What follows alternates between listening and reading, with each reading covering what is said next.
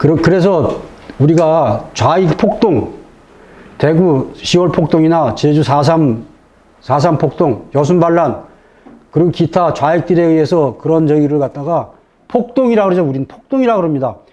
군중, 대중의 폭력적인 집합 행동에 대해서 이념이 섞일 수도 있고 섞이지 않아줘도 좋습니다.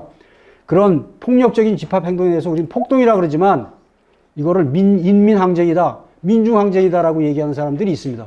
미화하는 거죠. 사상적 관점에 따라서 차이가 다른 거예요. 그 사람들은 사회주의 공산주의자입니다. 그러니까 대구 폭동을 갖다가 인민항쟁이라고 얘기하는 사람은 빨갱이에요, 한마디로. 그렇지 않습니까? 그거 6.25 전쟁도 마찬가지. 6.25 전쟁. 이거 이게 남침이다라고 얘기하는 사람들은 제대로 된 사람인데 이게 북침이다 또는 뭐 어쩔 수 없이 일어난 전쟁이다라고 얘기하는 그런 사람들, 뭐 그런 사람들은 그냥 빨갱이인 겁니다. 그리고 이 문제에 대해서도 피부치가 가담을 했다, 이런데 피부치가 가담을 했다 그러면 그 사람의 평가는 달라집니다. 내 외삼촌이 대구 10월 폭동에 가담을 했어. 그럼 그 사람은 그 10월 폭동이라고 얘기하기 힘들어요. 뭐라 그러죠? 그거 대구 항쟁이야. 이렇게 얘기하는 게, 아까도 말씀드린 피는 무시 못 합니다.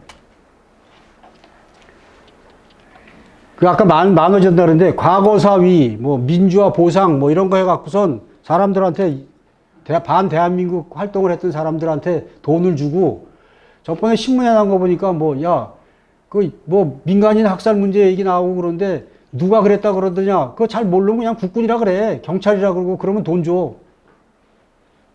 라는 기사를 보신 적 있죠? 그러니까 늘어나는 거 자꾸 이상하게 그런 방면으로. 우리가 그걸 끊어야 되는데. 연좌제하고 신혼제 문제 이런 건 다 아실 테니까 그만두겠습니다. 자, 그러면 남한하고 북한의 문제, 이제 북한의 문제를 좀 다뤄야죠. 원래 이게 북한의 대남 전략이니까. 다른 거 없습니다. 오래 버티는 자가 강자입니다. 북한하고 우리 대한민국하고 누가 끝까지 버티느냐? 어떤 놈이 끝까지 버티느냐가 저게. 북한의 세습 독재 정권, 그거 결코 스스로 내리지 않습니다. 막을 내리지 않아요. 우리가 쳐야 되고, 내부에서 일으킬 수 있도록 그들을 물러나게끔 할 수 있는 동력이 생겨야 되는 겁니다. 북한이 개혁 개방을 한다고? 이게 개꿀 같은 소리죠. 이런 거 얘기하는 놈들 이상한 놈들입니다. 회색군자들입니다. 북한이 어떻게 개혁 개방을 합니까? 그건 알 수가 없는 거예요. 70년 동안 6.25 전쟁이 계속되고 있다라고 생각하시면 됩니다. 남북한 다툼의 근본은 형태만 조금씩 달라졌다. 자, 북한 체제의 본질과 적화 전략인데 우선 본질. 자, 제 글을 읽어보신 분들은 많이 접했으리라고 생각해요. 돼지 새끼. 여긴 도둑놈 혈통. 네? 뭐 다른 거 없이 이 두 단어면 북한 체제의 특성입니다. 딱 특징입니다. 다른 거 없어요. 그죠? 맞죠?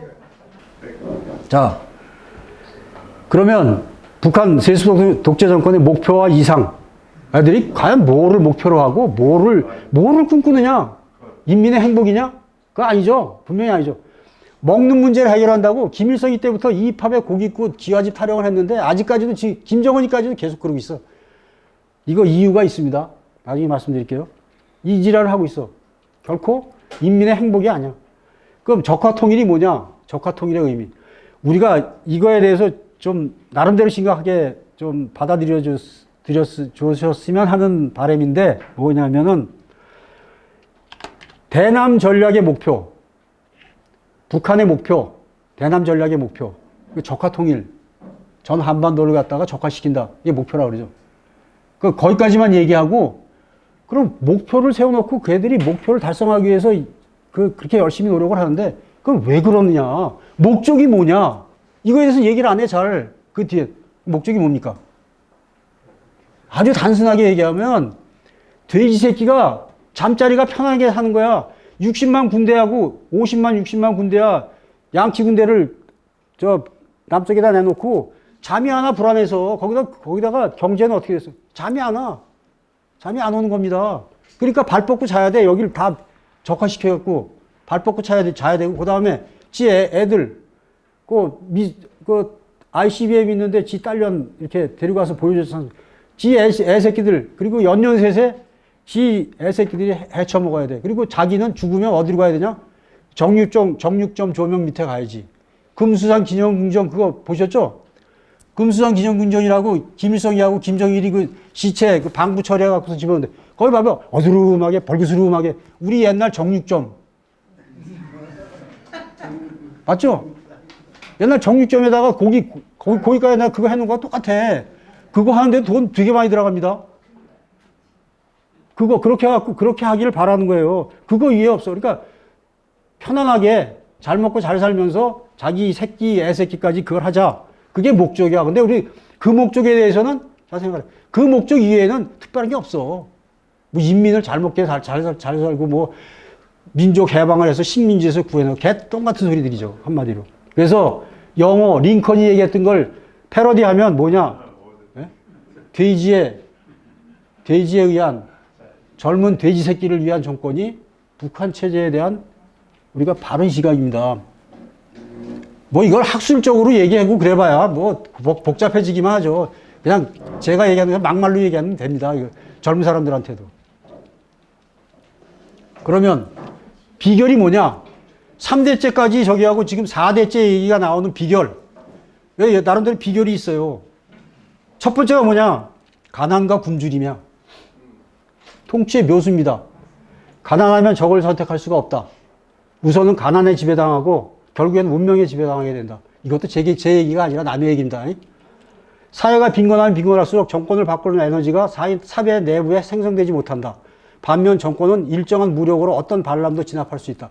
이건 조선시대의 얘기를 누군가 했는데 그 얘기가 똑같습니다. 조선왕조가 500년이 갔다 그러죠. 조선왕조 500년은 세계사의 유례가 없을 정도로다가 긴 정권이에요.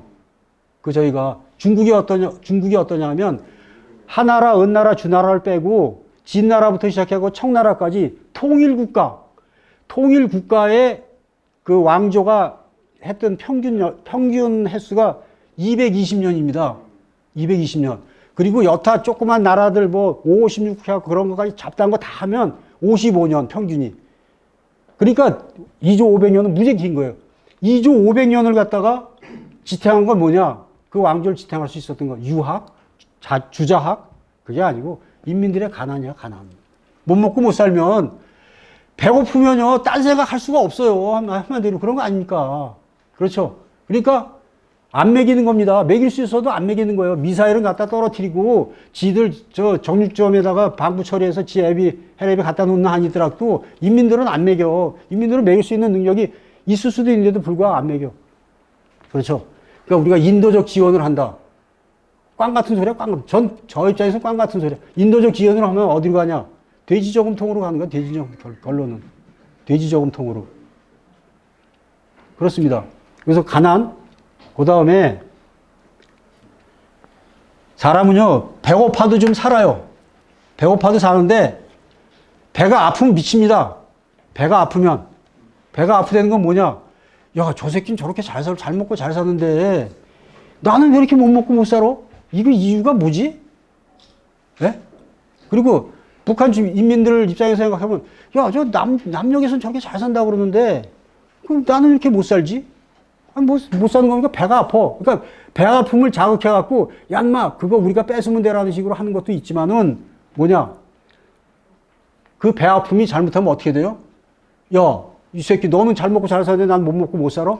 이거 엎어야지 안 되겠어. 내가 조금 덜 먹는 아이더라도 너 그렇게 잘 먹고 잘 사는 건 내가 꼴을 못 봐. 그거를 할 수 있는 것. 그게 뭔지 아십니까? 정보예요, 정보. 주민들한테, 야, 어느 나라에서는 어떻게 살고, 이 나라에서는 이렇게 저기 하고, 남한에서는 이렇게 살고, 김정은이는 이렇게 살고, 니들이 수령이라고 얘기하는 저놈들은 저런 식으로 잘 먹고 잘 사는데, 니들은 이렇게 살고 있어. 배 아프지 않아? 그 정보가 들어가면 뒤집어지는 거죠. 뒤집어지는 거예요. 이게 정확한 비유일지 모르지만, 프랑스 혁명 때, 이 혁명 군중들한테 이런 소문이 돌았다고 그러지 않습니까? 야, 마리 앙뚜아네트가, 야, 배고프다고 빵 달라고 그러는데 왜 빵만 먹고 살아? 초콜릿도 먹으면 되지.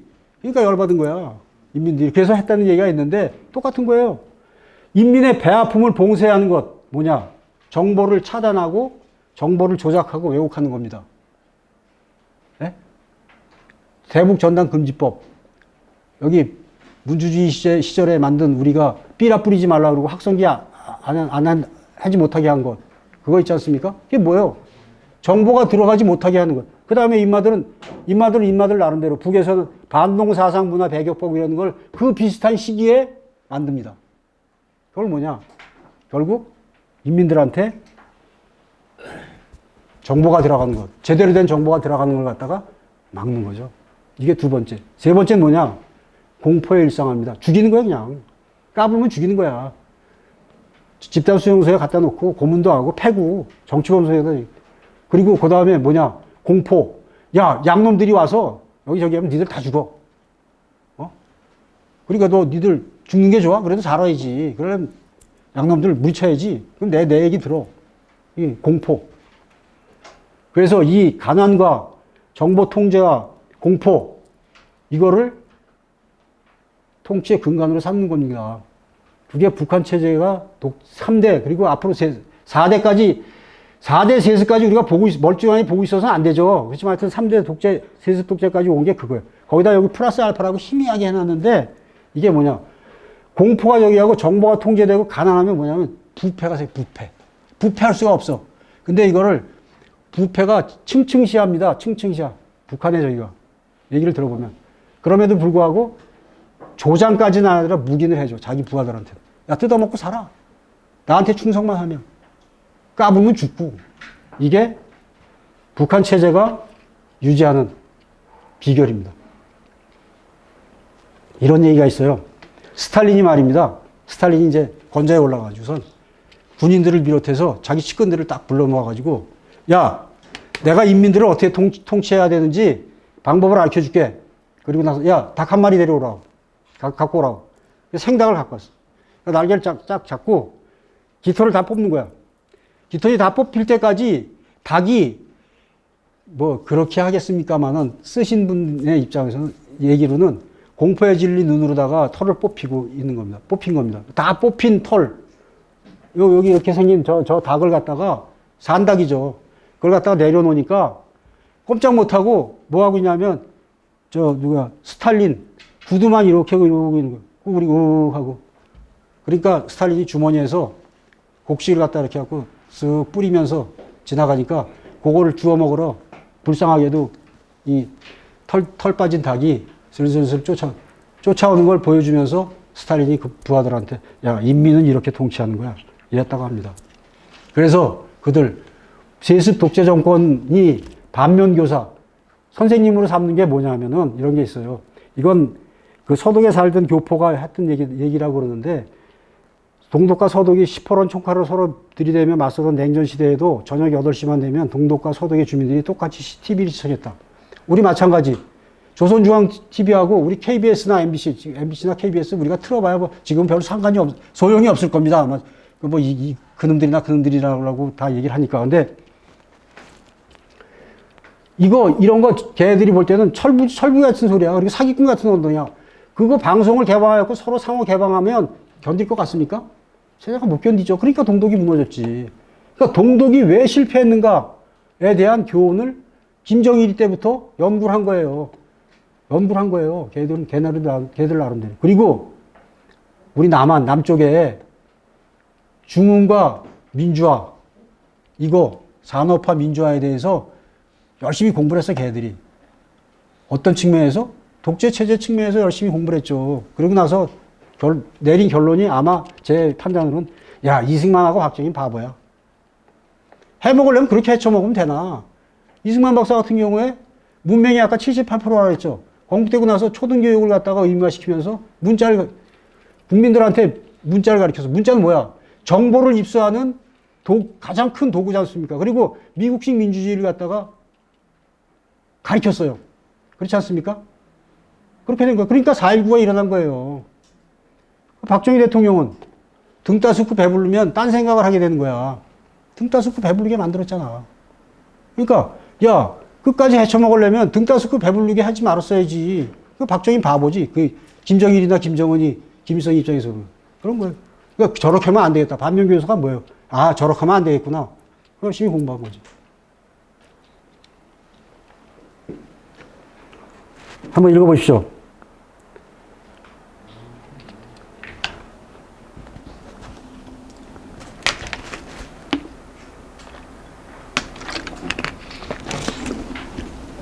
일본의 학자가 얘기한 건데 딱 맞지 않습니까?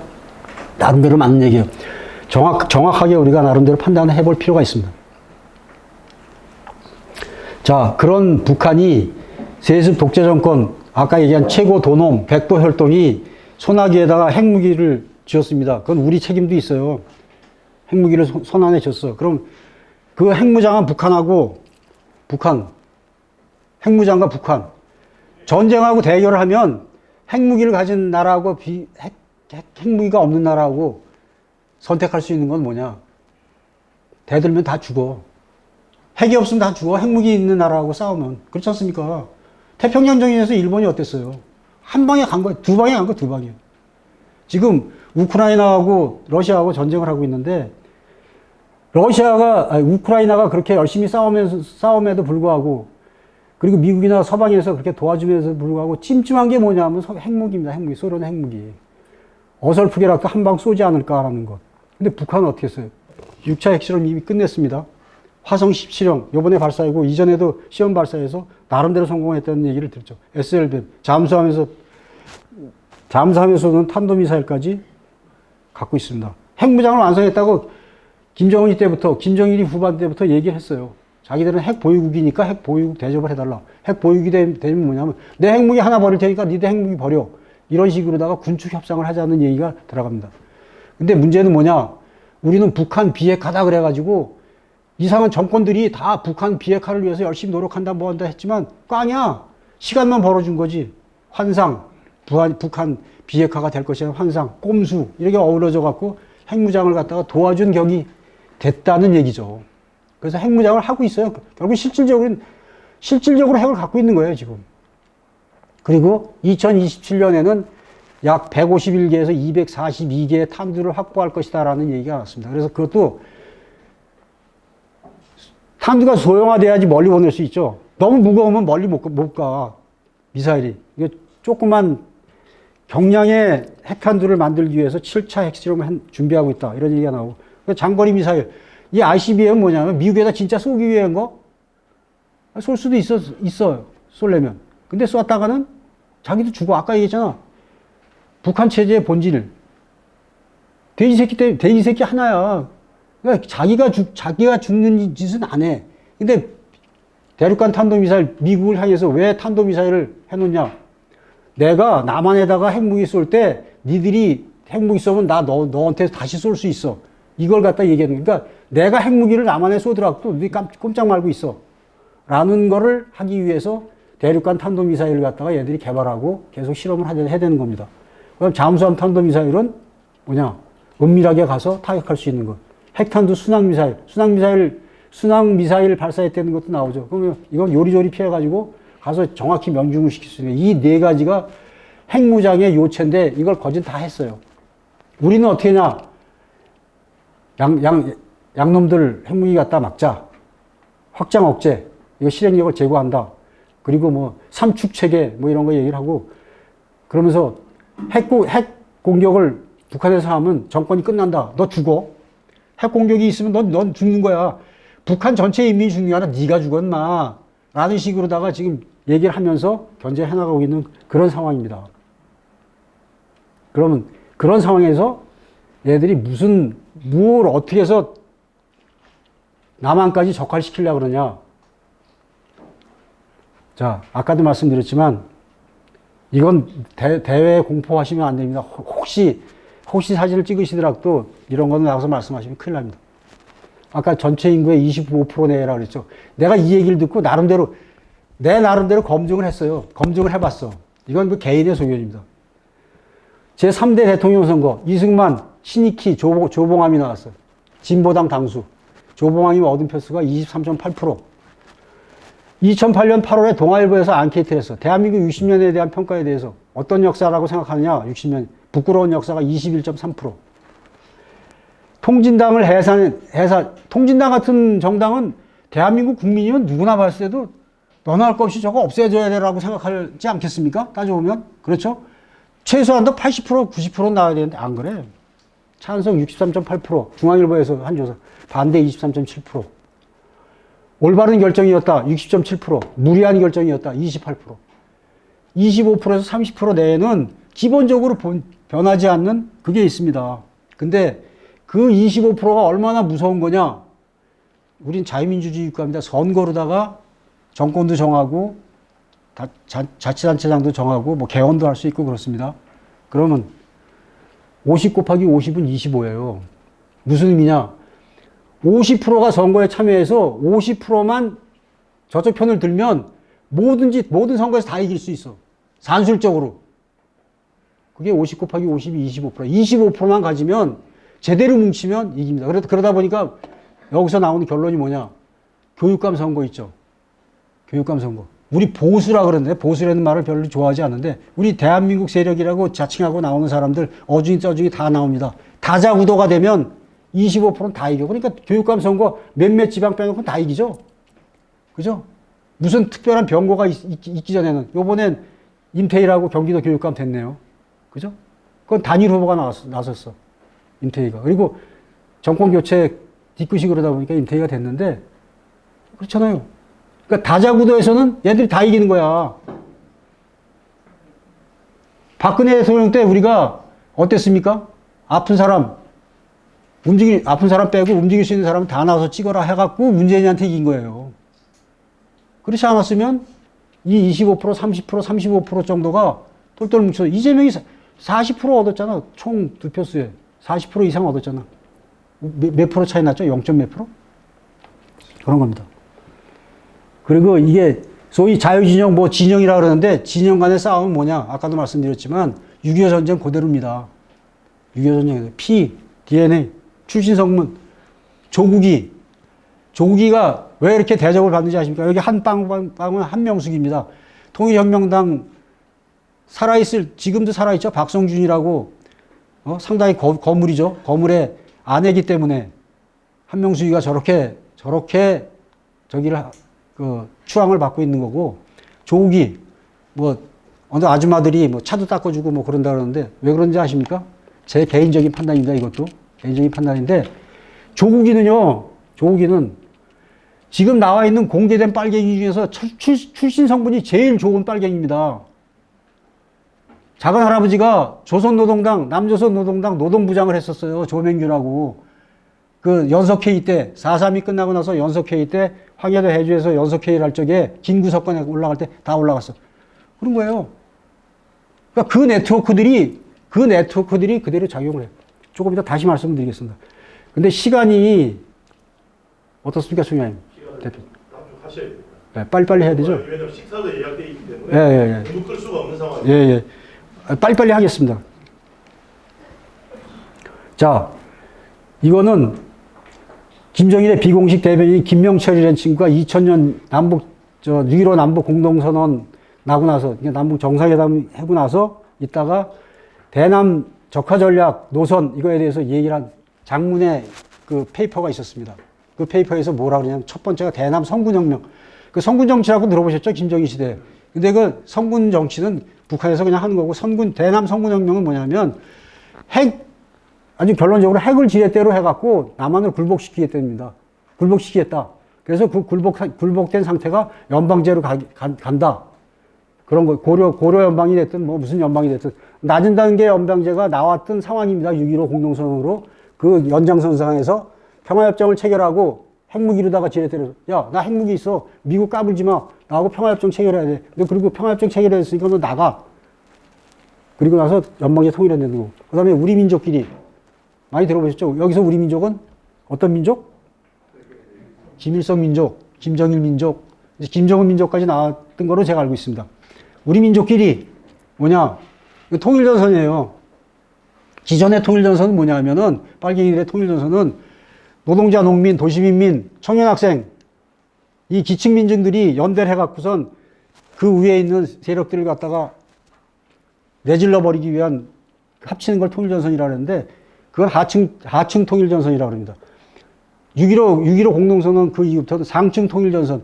위에서 있는 놈들, 아까 얘기했죠. 피도 있고 이런 거 섞인 놈들, 이런 놈들 해갖고 상층에 있는 놈들, 이런 놈들을 규합해갖고선 이끌어 나가자. 그게 더 효율적이다. 그건 언제부터 그랬냐? 그것이 단초가 됐던 게 있는데 그건 조금 이따 말씀드리겠습니다. 그리고 나만의 민주변혁. 이거 뭐냐? 국가보안법 폐지하고 여기 있는 친미 세력들, 우리 같은 사람들 몰아내고 적폐로 해서 몰아내고 이게 나만의 민주변혁. 이 세 가지를 합쳐서 적화 통일을 내는 거예요. 그런데 이제 그렇게 되는데 요새 북한의 도발 일지입니다. 이거는 저 한미 연합훈련 그때부터 쭉 시작해갖고 11월 3일 날 ICBM도 한 발 발사했고 이때 뭐 실패했다는 얘기도 나오고 그러다가 어디까지 갔냐? 자 보시면은 여기 지난 18일 날 ICBM 다탄두가 가능한 ICBM 사거리는 15,000km가 되는 걸 갖다가 발사하는 데까지 왔습니다. 그럼 이 도발은 우리가 어떻게 평가를 해야 되냐? 대남 전략이라는 적화 전략이라는 차원에서 정권이 교체해서 한국에 문주주의가 지나고 이제 윤주주의가 됐어요. 그러다 보니까 한미 군사동맹이 복원이 됐어. 그리고 어떻게 돼? 잠자리가 불편해. 돼지 잠자리가 불편해. 그리고 돼지 저금통이 계속 말라갈 것 같아. 그러니까 핵으로 위협을 해갖고 이걸 국면을 돌파하고 남쪽의 인민들이나 남쪽의 소위 정권 세력들, 뭐 야당, 여야 할 것 없이 내 앞에 무릎 꿇어. 이걸 계속 하겠다. 계속 그렇게 하겠다라는 식의 얘기를 한 겁니다. 그리고 핵무력 정책법이라는 걸 만들어갖고 선제 핵타격을 할 수 있다. 이걸 명문화했대. 근데 뭐 그건 별 의미가 없어요. 뭐 법은 뭐 김정은이가 얘기하는 게 법이지 법 만들어봤자 뭐 지들 마음대로 하면 되니까. 그리고 여기서 영토 완정이라는 게 나옵니다. 이게 뭐냐면 완전히 정리하게 되는 거야. 우리 국토를 나름대로 정리를 해서 그러니까 정복을 해가지고 이걸 정리를 해서 적화 통일을 하겠다. 그러면 전쟁을 일으킬 수도 있다라는 얘기인데 그거는 내가 보기엔 얘기입니다. 뒤에 얘기를 들으시면 돼요. 그러면서 이제 핵 미사일 능력을 고도화하고 그 다음에 우리 국민들한테 심리전 니들 까불면 죽어 라는 걸 갖다가 하고 그 다음에 코리안 리스크 아시죠? 경제적으로다가 외국의 투자라든가 이런 걸 차단하기 위한 여러 가지 효과를 노리고 그러다 보니까 우리나라에서 전쟁 회피 심리 야 이거 전쟁 나면 내 아들이 죽지 않아? 내 손자가 나가서 죽으면 어떻게 전쟁 나지 말아야지. 어떻게든 그러니까 하는 얘기가 있잖아요. 저희들이 하는 얘기가. 지금 이 나라의 바닥발리개들이 하는 얘기가 어떤 평화도 전쟁보다 낫다. 그렇게 얘기해요. 그 다음에 안보 분열. 쏘든지 말든지 지금 쏘나 마나 마찬가지야. 그리고 평화 타령하고 있어. 오늘 신문 보니까 그런 거 나왔대요. 남북 간의 긴장이 고조되고 이런 거는 남한 정부가 잘못해서 그렇다. 윤석열 정부가 잘못해서 그렇다. 대화에 나서라. 개똥 같은 소리야. 야당의 논평이 그래. 그리고 그 다음에 이제 그런 의미에서 국내 정치에 개입을 하는 겁니다. 여러 가지 국내적으로다가 우리 정권이 지금 불안정해요. 그렇지 않습니까? 여러 가지 측면에서 좀 불안정한 측면도 있고 경제적인 측면도 있고 여러 가지 어려운데 밖에서부터 자꾸 안보적인 위협을 가합니다. 복합적인. 안에서는 빨갱이들이 들끓고 밖에서는 저놈들이 천에 들어오듯이 얘기하고 복합 공세를 하는 거죠. 압박 공세를 하는 거예요. 여기서 우리가 남북 기본 합의서 뭐 군사 합의에 뭐 위반이다 얘기해봐야 소용없어요. 남북 간의 합의는 어떠냐? 원래 저부터 정전협정부터 시작해갖고 합의의 본질이 뭐냐? 남은 필히 이행을 남쪽에서 빨리 그걸 이행하고 뭘 어떻게 해보려고 노력하는데 북한은 내 꼴리는 대로야. 그걸 모르고 계속해서 합의가 어떻고 대화가 어떻고 공동성명이 어떻고 그것이 성과인 양 자랑해왔어. 역대 정부들이 다. 지금도 그래. 그러면서도 그런 가운데서 이제 우리도 핵을 가져야 된다. 미국의 전술핵을 배치해야 된다. 등 대응책도 나오긴 하지만은 지금 그냥 논란만 계속되고 있는 그런 상황입니다. 물론 윤석열 정부가 나름대로 심지를 갖고 북한의 핵 도발이나 미사일 도발에 대해서 뭘 어떻게 해보겠다라는 식의 생각을 갖고 있는데 한 15분 정도만 하면 되죠. 네? 빠르게 마무리도 되실 때 아, 그런가? 확 줄이셔야 돼요. 핵심만. 아, 그러면 요까지만 말씀드릴게요. 왜냐면 저쪽도 피해가 커서. 그러게. 이 핵심만 이야기하면 되는 이게 컴퓨터가 아까 저기서 근데 뭐냐면 여기서 역사적인 경험이 있습니다. 푸에블로 사건 아시죠? 도끼만행 사건, 그리고 여러 가지 뭐 연평도 포역 이런 거 해도 우리가 제대로 금마들을 박살을 못 냈어. 예? 박살을 못 냈어. 그게 뭐냐? 여러 가지 이유가 있겠지만 양놈들도 막을 때도 있었고, 우리가 하면 전쟁으로 저기 하고 민심도 소란할 것 같으니까 그냥 꾹 참은 적도 있고, 그런 식으로 저기 했어요. 그래서 이북 놈들은 어떠냐면, 얘들이 생각하는 건, 야, 앵간히 까불어서는 양놈들이나 뭐 남조선 놈들이나 어떻게 못해. 이게 역사적 경험을 갖고 있어. 김일성 이때부터 시작해갖고 공비, 침투 뭐 이런 것까지 다 합해서 보면 앵간히 우리가 까불고 앵간히 깔짝거려도 쟤들 우리 치지 못해. 이런 게 있습니다. 근데 그러나 한 번 맞으면 죽는다. 제대로 맞으면 죽을 수가 있다는 걸 알아요. 그렇죠? 한 번 맞으면 죽을 수가 있다. 제대로 맞으면. 그건 지들이 알고 있어. 어느 정도 까불어도 자기가 맞지는 않지만 진짜 맞을 때가 돼갖고선 맞게 되면 완전히 죽는다라는 걸 알아요. 그래서 이런 얘기를 할 수 있는 겁니다. 이건 뭐냐. 김정은이가 한 얘기가 아니고 한번 쭉 읽어보세요. 제가 지어낸 얘기입니다. 김정은의 심정이 이럴 것이다 라는 식으로 추정한 겁니다. 한번 읽어보십시오.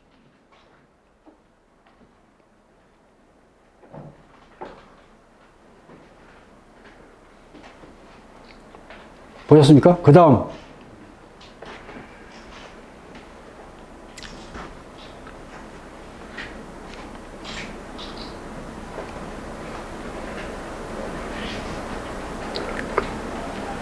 그러니까 자기가 얻어맞지 않으면서, 까불 땐 까불더라도 얻어맞지 않으면서 적화 통일을 할 수 있는 방법이 뭐냐에 대해서 생각할 수 있지 않겠습니까? 그죠? 그래서 핵 위협을 하고 도발을 하는, 미사일 도발을 하는 저희는 뭐냐? 우선 편하게 자야 돼. 자기가. 그렇죠? 그리고 남조선 인민들한테 겁도 주고 뭐 여러 가지 심리적으로다가 압박도 주고 대신 뭐냐? 야, 그러니까 미군 철수시키고 고라 연방제 하자. 그러면 될 수가 없어요. 그렇지 않습니까? 지금 상황에서. 그러니까 이걸 어떻게 하면 될 것이냐? 무력 통일이라고 얘기를 하는데, 무력 통일의 시체가 뭐냐면은 전쟁을 한다는 것보다는 보면 무력에 의한 통일입니다. 무력에 의한 통일.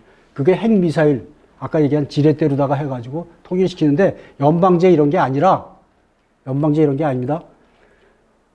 이런 게 있어요. 전쟁에 승산이 있다. 우리가 극도로 분열이 되고 국군도 형해화되고 이런 상황에서 뚫고 내려오면, 옛날 월남처럼 뚫고 내려오면 금방 삽시간에 이길 수 있다고 생각하면 전쟁하죠. 그만을 합니다. 근데 지금 그렇게 압도적으로 이길 수 있는 저희가 하냐? 그렇지가 않죠. 희박합니다. 그래서 문주주의 5년 평가. 북의 예속 정권이에요. 삶은 소대가리 특징 머저리거는 예속 정권인데도 불구하고, 야, 이 새끼들 좀 잘못하고 있어. 남조선에 뭐 줬더니 이게 이상해. 야, 인마 똑바로 하라고. 이 얘기하는 겁니다. 그러니까 이런 얘기 듣고도, 아, 이거 대화해야 되는 얘기다. 뭐 이딴 소리 여기서 문재인 정권에서 얘기를 했던 거예요. 똑바로 해. 이겁니다. 예속돼 있지만 이 새끼들이 좀 뭐 이상하게 나가는 것 같아. 똑바로 했마. 그럴 때 삶은 소대가리 특등 머저리 같은 놈들이 이딴 짓 한다. 이것도 개념. 한미동맹. 끊임없이 아가리가는 한미동맹이 어떻고 한미동맹을 강화해야 되고 얘기를 합니다. 그런데 실제는 군사훈련, 한미 군사동맹 해체시키는 거는 쪽으로 가죠. 미국하고 척질려고 해서 중국 쪽으로 가죠. 그렇지 않습니까? 실제적으로. 그래서 제가 어떤 자리에서 그런 얘기 했어요. 내일 아침에 주한미군이 철수하는 일이 생기더라도 오늘 저녁까지는 한미동맹 강화를 얘기할 거라고. 문재인 정권에서. 그럴 거예요. 종전선언 뭐냐? 그리고 주한미군 철수는 해도 좋고 안 해도 좋을 수도 있어. 그냥 주한미군이 꼼짝 못하게, 아무 짓도 못하게 만들면 여기만 있게 하면 돼. 그러면 좋잖아요. 그걸 한 거야, 그거를. 문재인 정권. 종전선언 해서 전쟁 끝났으니까 나가라. 안 나가면 할 수 없는데, 안 나가면 할 수 없어도 그냥 여기 가만히 있어. 이걸 한 겁니다. 종전선언 하자 그런 거. 그리고 생각해 보십시오. 휴전선 155마일을 허물고 적화 통일을 한다? 아니죠? 안 되죠? 내가 생각할 때는 한 1km만 저기 해놓고 이 길로다가 남북이 막 자유왕래해라. 그래도 저 정권 3일 못 갈 것 같습니다. 그렇죠? 휴전선 155마일을 뚫고선 허물어 놓고 통일을 한다? 적화 통일을 한다? 안 돼요. 전 불가하다고 생각합니다. 그러니까 휴전선 155마일을 딱 막아놔야 돼. 딱 막아놔야 돼. 대신 어떻게 해야 됩니까? 남한의 지배는 자기가 해야 돼. 그리고 전쟁을 한다? 자칫 잘못하면 자기 목숨이 끊어져. 그래서 핵무장을 하는 거예요. 그래서 문주주의 5년, 지난 정권 5년은 뭐냐면 적화 통일의 모델입니다. 최종 모델. 앞으로의 방향도 그 방향으로 나가지 않겠나 이런 생각을 하는 거예요. 그러니까 나쁜 놈들이죠. 문재인 정권이 진짜 나쁜 거예요. 적화 통일이 됐던 거예요. 그 당시에. 그거를 다시 하려고 지금 이 짓거리들을 하고 있는 거예요. 제 얘기가 너무 심했습니까? 그래서 통일혁명당, 지난 정권은 통일혁명당 정권이었습니다. 빨리 끝나라니까 그게 넘어가겠습니다. 통일혁명당 정권이었고, 신영복이 뭐 해갖고 뭐 이런 것들이 있어요. 다음에 기회가 있으면 통일혁명당 문제에 대해서 한번 어르신들께 다시 한번 말씀을 드리겠습니다. 여기서 그 당시에 죽고 올해 감옥에 가고 그랬는데, 여기 정세현입니다. 정세현이라고 아시죠? 통일부 장관 했던, 포섭 단계에 있었던 사람이. 송복이라고 사회학자. 이 사람도 그 서울시당 학사주점에서 내는 청맥 관리의 편집장이 했던 사람입니다. 그렇다고 해서 송복이가 빨갱이 되는 건 아니고, 정세현이는 빨갱이죠, 뭐. 1968년도에 중앙정보부에서 일망타진했다고 얘기하는데, 쟤네들 얘기 듣고 실제도 그렇습니다. 야, 그거는 서울시당 창당준비위원회하고 저 전라도 조직 조금 훼손된 것밖에 안 돼. 전국적으로 다져 있어. 그리고 나서 68년도에 일망타진했다가 1969년도에 쟤들이 창당을 했다 그럽니다. 통일혁명당을 정식으로 창당했다. 그럽니다. 이거 어떠냐? 현재 각계각층이 포진해 있는 거예요. 신영복이가 죽었어. 그랬더니 그날 7시간 만에 2,300명이 조문했대. 그리고 이제 이걸 아셔야 됩니다. 여기 지하당 조직이 많이 건거되죠. 남한조선노동당 뭐 이런 거로다 해갖고, 통진당도 이제 그런 스타일이고, 저쪽에서 해갖고선,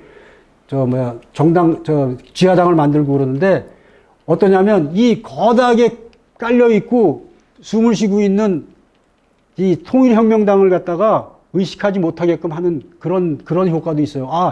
저 새끼, 저기 난파된 놈들이 만든 그 지하당 그것만 쟤들이 대남 공작한 거야 라는 식으로 생각할 수밖에 없는, 오해하게끔 하는 저희가 그런 것들도 있습니다. 역대 간첩 사건이라는 것 자체가 그걸 위해서 그런 건 아니지만 그것들이 그렇게 오해할 수 있게끔 만드는데, 그래서 그만큼 통일혁명당 거대하게 저기 있고 쟤들이.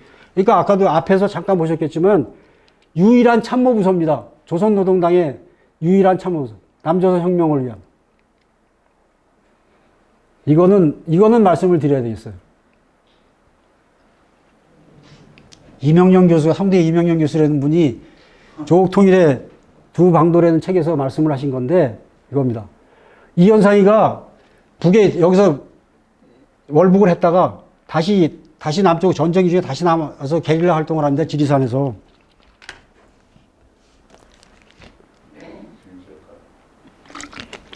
이상조 아시죠? 인민군 대장이었던 이상조하고 의견 차이로 다 인해 갖고선 다시 내려와서 게릴라 활동을 하는데, 빨치산 활동을 하는데, 그 가족들은 다 올라갔어요. 최문식인가 하는 에펜네하고 일남 삼녀가 올라가서 그 세대들 다 잘 먹고 잘 살고, 이현상의 가묘에 그 부인이 묻혀 있답니다, 지금. 근데 이현상이가 여기 내려와서 활동을 할 적에, 빨치산 활동할 때 여기 여자 당원하고 생긴 아이가 있어요. 근데 그거는 인터넷에도 나옵니다. 하수복이라고 간호병. 소위 빨치산 간호병.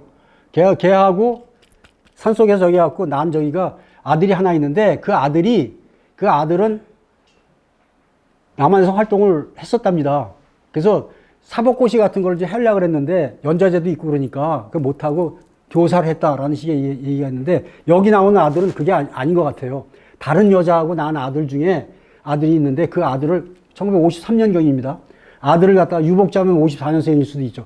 그 아들을 갖다가 농민대원이 갖다 데려다 키워서 어느 정도 키운 다음에 북에 다시 월북을 시켜갖고 학교 공부도 시키고 대남 공작에 대해서 내려와갖고 총지휘를 하고 있다. 이렇게 얘기를 합니다. 이현상의 아들이. 52년생, 53년생, 이해찬이 또래 되는 나이입니다. 최근에는 뭐 다 아시는 거예요. 여기서 하나 이건 제 추측입니다. 문재인 정권 때 인사검증을 하는데 첫 번째가 뭐였을 것 같아요? 저는 그렇게 추정을 합니다. 아버지가 뭐 했냐? 전쟁 때 뭐 했냐? 해방 때 뭐 했냐? 니네 할아버지 뭐 했냐? 그럴 것 같지 않습니까? 뭐 이거는 이거로다가 대신하겠습니다. 그 성안의 싸움의 본질, 지금 우리 성안의 싸움의 본질은 대한민국 세력, 우리 대한민국 세력과 통일혁명당으로 중심이 되는 좌익, 그리고 친중 세력, 그리고 기회주의자들.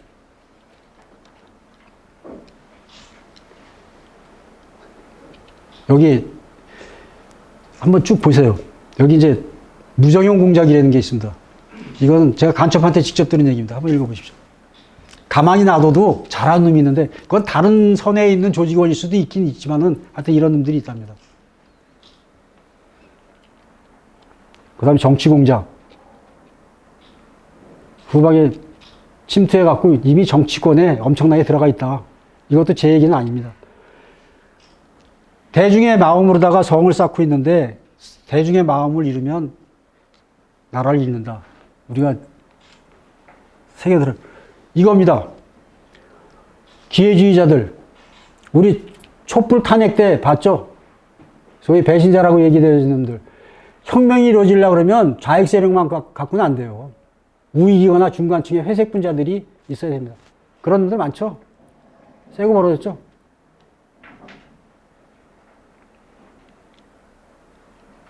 자, 이건 이해입니다. 최근에 나온 신문에 이 사람이 빨갱이라는 얘기가 아니고 김병현이라는 사람이 이런 얘기를 했어요. 이게 될 법한 얘기입니까? 이 사람 옥스퍼드 나왔어. 박사. 옥스퍼드 박사. 웃기지도 않는 이런 사람들이 많아요. 이런 사람들이 저들의 역량 차용 전술의 대상이 될 수 있는 인물들이죠. 그렇게 됐는지 안 했는지 모르지만. 이게 웃기는 얘기 아닙니까? 이런 얘기를 샌드 연구소라는 데서 했는데 동북아 포럼에서 대놓고 얘기하는 사람들이 있어요. 자, 이승만 박사의 얘기입니다. 이거 재팬 인사이드 아웃 한번 읽어보십시오. 여기 중요한 얘기는 여기 있습니다. 호전적 국가가 침략 전쟁을 수행하지 못하도록 하기 위해 노력하기는커녕 침략성이 전혀 없는 그들 자신의 국가가 국토 방위를 위해 대비하는 것조차도 방해하고 있다. 이게 얼치기 평화주의자들의 본질입니다. 자신의 굴종으로서 침략자들을 사실상 고무격려하고 있는 것이다. 이 박사의 행한 대단한 분이시죠. 자, 여기서는 이것만 말씀드리겠습니다. 미8군 사령관을 했고 나중에 미군 합참의장을 했던 테일러 장군이라는 분이 월남 대사도 했었어요. 그분이 월남 패망을 보고 그렇게 얘기를 했습니다. 월남에 이승만 같은 지도자가 있었다면 월남은 망하지 않았을 것이다. 여러 가지 외교적인 측면, 뭐 이런 측면에서 그런 얘기를 하더라고요. 독일 통일 쪽으로 가야죠, 우리가. 근데 여기서도 우리 교훈은 있어요. 그렇게,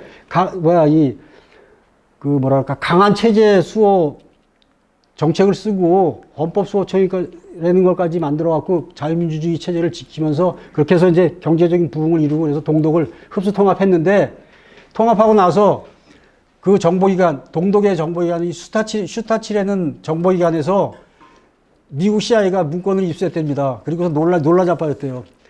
수많은 지식인들이나 고위 관리들이 동독의 간첩인 거야. 그래서 그걸 덮어버렸대요. 그걸 내놓으면 크게 문제가 될 것 같아서. 그런 지금 우리나라에 어떻겠어요? 자, 대한민국. 이런 대한민국이 돼서는 안 되겠죠. 그죠? 저들에게 바닥발갱이, 그리고 제가 생각할 때 문주주의 이때 저기들 지금 나와서 껍적거리는 놈들, 대한민국의 상징물은 자기 실체를 위장하기 위한 포장에 불과합니다. 대한민국 상징물이 뭡니까? 애국가. 대한민국 국기. 대한민국 구호. 말할 때는 입으로 말하고 노래 부르고 그러지만 뭐 님을 위한 행진곡을 하긴 하지만 그 얘기하는 게 뭐냐면 자기는 자기 정체를 숨기기 위한 하나의 위장술일 뿐이지 결코 걔네들이 대한민국을 갖다가 자기 조국으로 생각해서 애국가를 부르고 태극기에 경례하고 그러지 않습니다. 그렇겠죠?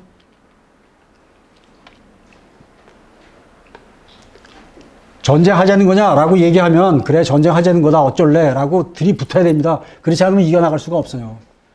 그리고 지금 정치투쟁을 계속하고 있는데 자유민주주의 국가에서 유감스럽게도 우린 분단이라는 굴레가 있기 때문에 그런지 모르지만 유감스럽게도 정권 수호가 체제 수호가 돼버렸습니다. 유감스럽게도. 유감스러운 일이에요. 그렇지 않습니까? 정권이 잘못하면 교체도 돼야 되고 그러는데 지금 대한민국은 정권이 교체되면 어떻게 되는지 아시죠? 문주주의 5년 아까 평가했죠. 적화통일로 그냥 가는 거예요. 그러니까 아주 유감스럽게도 정권 수호가 체제 수호가 돼버렸어. 할 수 없어요. 이게 숙명이에요. 지금의 숙명입니다. 운명이 될 수도 있겠죠. 자, 이제 끝입니다. 대한민국, 우리들이 좀 성찰을 해야 됩니다. 우리가 잘못하고 있는 게 뭔가, 분열됐는가, 기회주의자를 용납하는가, 단결을 저해하는 요소들은 뭔가 이런 거에 대해서 나름대로 성찰을 해야 될 것 같고, 이 얘기 말씀드릴게요. 운명과 숙명의 차이가 뭔지 아십니까? 운명과 숙명의 차이. 아까 팔자 얘기했는데, 다 비슷한 얘기인데, 운명과 숙명의 차이. 자, 운명은 뭐냐? 짱돌이 내 눈앞으로 날아오는 게 운명입니다. 숙명은 뭐냐? 짱돌이 내 뒤통수로 날아오는 게 숙명이에요. 그러면 대한민국 세력, 여기 계신 분들, 그리고 대한민국 국군의 숙명이 뭐냐? 자유통일이 되는 그날까지 긴장의 끈을 늦추지 말아야 되는 게 숙명이에요. 이건 우리 숙명입니다. 안고 가야 될 수밖에 없어요. 이걸 해결해야 돼. 예? 그래서 대한민국 세력이 외쳐야 되고, 신념으로 가져야 되고, 실천해야 될 일이 결론적으로 이겁니다.